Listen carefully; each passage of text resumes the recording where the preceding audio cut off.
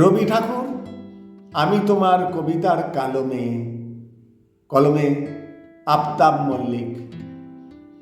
রবি ঠাকুর, আমি তোমার কবিতার কালো মেয়ে। তুমি যখন আমার চোখ দুটোকে হরিণের চোখের সঙ্গে তুলনা করেছিলে, গর্বে আমার বুক ভরে গিয়েছিল। আর সেদিন থেকেই দু চোখে এঁকেছিলাম হাজারো স্বপ্নের ছবি। তমাল তলে দাঁড়িয়ে কেউ অপেক্ষা করবে আমার জন্য। আমি বাড়ির সব কাজ ফেলে পাগলিনী নদীর মতো ছুটে যাব তার কাছে। তাকে জড়িয়ে ধরে হারিয়ে যাব কোনো এক স্বপ্নের দেশে, যেখানে ও হবে আমার ঘোড়ায় চড়া রাজকুমার। আমি মাথায় ঘোমটা টেনে বসে আছি, কখন সে আসবে। আমি তার কোলে মাথা রেখে সঁপে দেব আমার জমিয়ে রাখা সবটুকু ভালোবাসা। তারপর অসাধারণ এক ভালো লাগায় ভালোবাসায় কাটবে আমার সারা জীবন।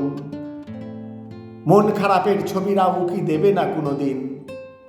আমাকে ও আদর করে ডাকবে পড়ি বলে।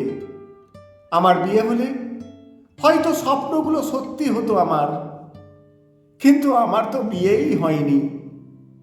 ময়নাপাড়ার মাঠে দাঁড়িয়ে ঈশান কোণে যে কালো মেঘটা আমি দেখেছিলাম, সেই কালো মেঘ কেটে গিয়ে আমার জীবনের আশার সূর্যটা আর ওঠেনি।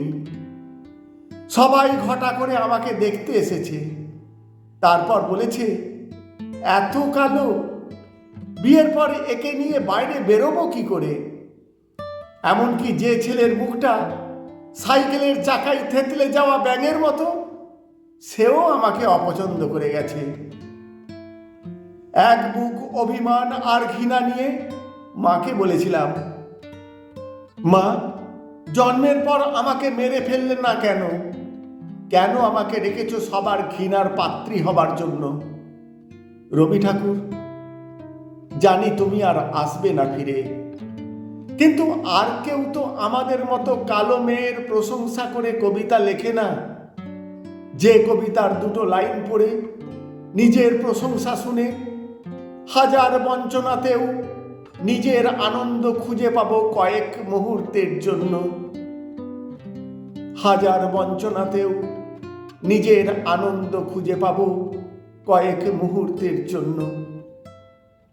ধন্যবাদ।